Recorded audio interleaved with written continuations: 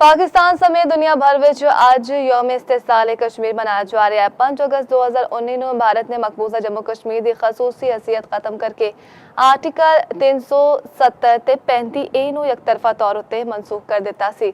ਹੋਰ ਜਾਣਦੇ ਹਾਂ ਇਸ ਰਿਪੋਰਟ। 5 ਅਗਸਤ ਮਕਬੂਜ਼ਾ ਕਸ਼ਮੀਰ ਦੇ ਲੋਕਾਂ ਲਈ ਇਸਤਹਿਸਾਲ ਦਾ ਸਭ ਤੋਂ ਕਾਲਾ ਦਿਨ, ਜਦੋਂ ਭਾਰਤ ਨੇ ਆਇਨੀ ਸ਼ਿਕਾਂ ਖਤਮ ਕਰਕੇ ਕਸ਼ਮੀਰੀਆਂ ਦੀ ਸ਼ਨਾਖਤ ਉਤੇ ਵਾਰ ਕੀਤਾ। 6 ਸਾਲ ਗੁਜ਼ਰ ਗਏ ਨੇ, ਪਰ ਕਸ਼ਮੀਰੀ ਆਵਾਮ ਦੀ ਆਜ਼ਾਦੀ ਤੇ ਜਦੋਜਹਿਦ ਅੱਜ ਵੀ ਜਾਰੀ ਹੈ। 2019 ਨੂੰ ਭਾਰਤ ਨੇ ਮਕਬੂਜ਼ਾ ਜੰਮੂ ਕਸ਼ਮੀਰ ਦੀ ਖਸੂਸੀ ਆਇਨੀ ਹਸੀਅਤ ਖਤਮ ਕਰਨ ਲਈ ਆਰਟੀਕਲ 370 ਤੇ ਉਹਦੇ ਨਾਲ ਜੁੜੇ ਆਰਟੀਕਲ 35A ਨੂੰ ਇਕਤਰਫਾ ਤੌਰ ਉਤੇ ਮਨਸੂਖ ਕਰ ਦਿੱਤਾ। ਇਹ ਦੋਨੋਂ ਸ਼ਿਕਾਂ ਕਸ਼ਮੀਰੀਆਂ ਨੂੰ ਜ਼ਮੀਨ, ਨੌਕਰੀ ਤੇ ਰਿਹਾਇਸ਼ ਦੇ ਮਾਮਲੇ ਵਿੱਚ ਖਸੂਸੀ ਤਹਫੁਜ਼ ਦਿੰਦੀਆਂ ਸਨ। ਖਿੱਤੇ ਨੂੰ 2 ਯੂਨੀਅਨ ਟੈਰੀਟਰੀਜ਼ ਜੰਮੂ ਕਸ਼ਮੀਰ ਤੇ ਲੱਦਾਖ ਵਿੱਚ ਵੰਡ ਕੇ ਸਿੱਧਾ ਭਾਰਤੀ ਮਰਕਜ਼ ਦੇ ਇੰਤਜ਼ਾਮ ਥੱਲੇ ਲੈ ਗਿਆ। ਪਾਕਿਸਤਾਨ ਇਸ ਕਦਮ ਨੂੰ ਗੈਰ ਕਾਨੂੰਨੀ, ਗੈਰ ਆਇਨੀ ਤੇ ਅਕਵਾਮ ਮੁਤੱਹਿਦਾ ਦੀ ਸਲਾਮਤੀ ਕੌਂਸਲ ਦੀਆਂ ਕਰਾਰਦਾਦਾਂ ਦੀ ਖੁੱਲੀ ਖਿਲਾਫਵਰਜ਼ੀ ਕਰਾਰ ਦਿੰਦਾ ਹੈ। ਇਕਦਾਮ ਤੋਂ ਫੌਰਨ ਬਾਅਦ ਮਕਬੂਜ਼ਾ ਵਾਦੀ ਵਿੱਚ ਮੁਕੰਮਲ ਕਰਫਿਊ ਤੇ ਲਾਕਡਾਊਨ ਲਾ ਦਿੱਤਾ ਗਿਆ। ਇੰਟਰਨੈਟ ਤੇ ਟੈਲੀਫੋਨ ਦੀਆਂ ਸਹੂਲਤਾਂ ਕਈ ਮਹੀਨਿਆਂ ਤੱਕ ਬੰਦ ਰਹੀਆਂ। ਸਾਰੀਆਂ ਸਿਆਸੀ ਜਮਾਤਾਂ ਨਾਲ ਤਾਲੁਕ ਰੱਖਣ ਵਾਲੇ ਹਜ਼ਾਰਾਂ ਰਹਿਨੁਮਾ, ਕਾਰਕੁਨ ਤੇ ਨੌਜਵਾਨ ਗ੍ਰਿਫਤਾਰ ਕੀਤੇ ਗਏ। ਇਸ ਦੇ ਇਲਾਵਾ ਪੈਲੇਟ ਗਨਸ ਦੇ ਇਸਤੇਮਾਲ ਨਾਲ ਸੈਂਕੜੋਂ ਲੋਕਾਂ ਦੀ ਬਨਾਈ ਮੁਤਾਸਿਰ ਹੋਈ। ਆਰਟੀਕਲ 370 ਖਤਮ ਕਰਨ ਦਾ ਅਸਲ ਮਕਸਦ ਕਸ਼ਮੀਰ ਦੀ ਮੁਸਲਿਮ ਅਕਸਰੀਅਤ ਨੂੰ ਡੋਮਿਸਾਈਲ ਕਵਾਨੀਨ ਦੇ ਤਹਿਤ ਗੈਰ ਮੁਕਾਮੀ ਲੋਕਾਂ ਨੂੰ ਜ਼ਮੀਨ ਖਰੀਦਣ ਤੇ ਮੁਸਤਕਿਲ ਰਹਾਇਸ਼ ਦੀ ਇਜਾਜ਼ਤ ਦਿੱਤੀ ਗਈ। ਹੁਣ ਤੱਕ ਲੱਖਾਂ ਨਏ ਡੋਮਿਸਾਈਲ ਜਾਰੀ ਕੀਤੇ ਜਾ। ਪਾਕਿਸਤਾਨ ਇਹ ਮਾਮਲਾ ਲਗਾਤਾਰ ਅਕਵਾਮ ਮੁਤੱਹਿਦਾ, ਇਸਲਾਮੀ ਤਾਉਨ ਤਨਜ਼ੀਮ ਤੇ ਹੋਰ ਆਲਮੀ ਫੋਰਮਾਂ ਉੱਤੇ ਚੁੱਕ ਰਿਹਾ ਹੈ।